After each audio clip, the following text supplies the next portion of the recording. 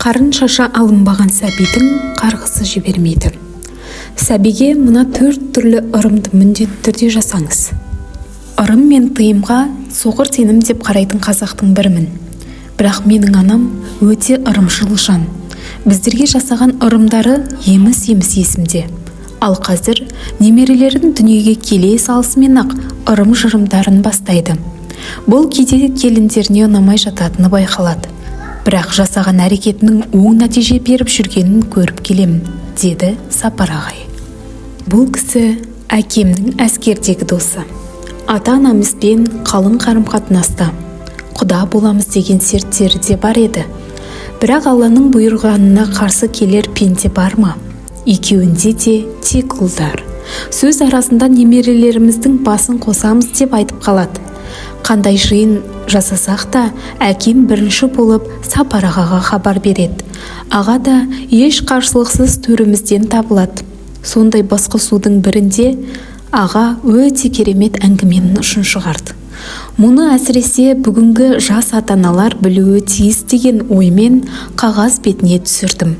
Журналистер жаратып жатса жарыққа шығарар, шықпаса жанымдағылар арқылы жалпақ жұртқа жеткізермін. Ағаның айтуы бойынша жаңадан дүниеге келген сәбиге мынадай ырымдарды жасау керек екен. Бірінші, қарын шашты алу. Жарық дүние есігін ашқан сәбиді 40 күн күтіп баптайтын қазақпыз. Тіпті кей отбасылар 40 күн бойы сәби мен анасын ешкімге көрсетпей бір бөлмеден шығармайтын көрінеді. Ал 40-нан шығаратын кезде ұлды 40 күнге жеткізбей, ал қыз баланы 40 күннен асырады. Мұның да өзіндік құпиясы бар. Ұлды 40 күнге жеткізбеуі қалың малды аз береміз, ал қызды 40 күннен асыруы қалың малынан көп болуы деп ырымдайды әжелеріміз. Мұны бәрі де біледі. Белгіленген күн келген кезде ауыл аймақтың әжелері мен апалары жиналып, сәбиді 40-нан шығарады. Сол кезде тырнағын, шашын алады. Міне, шашты алған кезде көпті көрген әжелеріміз өте мұқият болады. Өйткені қарын шашынан бір тал қалса, сәбидің қарғысы жібермейді екен. Аузынан шыққан әрбір наласын Алла қабыл етеді дейді. Сондықтан да сәбидің қарын шашын тазалап алу керек. Екінші, қойға отырғызу. Естіген құлаққа ерсі әрі күлкілі.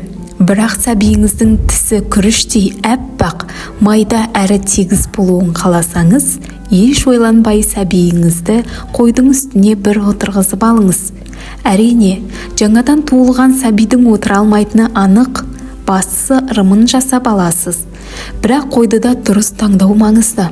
Отырғызатын қойдың тісін тексеріп алуды ұмытпаңыз. Үшінші, қалық шайды ішкізу. Анам үнемі әр қайсымыздан қалған кеседегі қалдық шайды бір кесеге жинап отырады. Сөйтеді де салқындаған кезде үстел жағалап жүрген немересіне ішкізеді. Сондағысы тілің ерте тез шықсын деп ырымдайды екен. Ал қой сауылған кезде немесе жиын кезінде немересін жанына шақырып алып, қойдың тілін жегізеді. Бұл да баланың тілінің тез әрі түсінікті болып шығуына септігін тигізеді екен. Төртінші, аузына түкірту. Әділдікті ту еткен, іскер, еңбекқор кісілерге ырымдап немерелерінің аузына түкіртетін. Таңдаған адамның ыңғайын тауып, үйге қонаққа шақырады. Дастархан жазып, тамақ асады.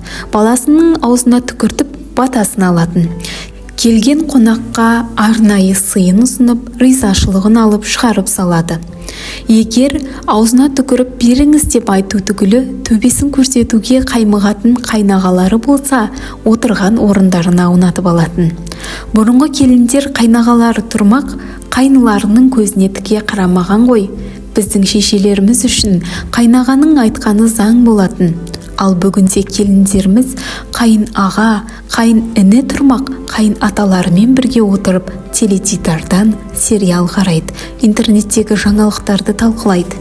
Міне, осы ырымдардың бәрін анам біздің ұл қыздарымызға жасаған.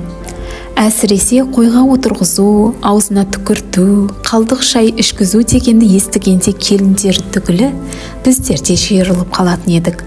Аллаға сансыз шүкір, соның оң нәтижесін көріп келем, деді Сапар аға.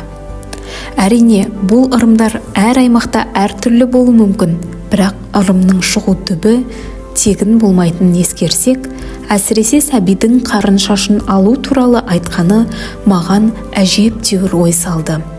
Жазып алған Асыл Арман, Ернұр KZ сайты. Құрметті оқырман, каналыма тіркеліп, лайк басып, пікір қалдырыңыз.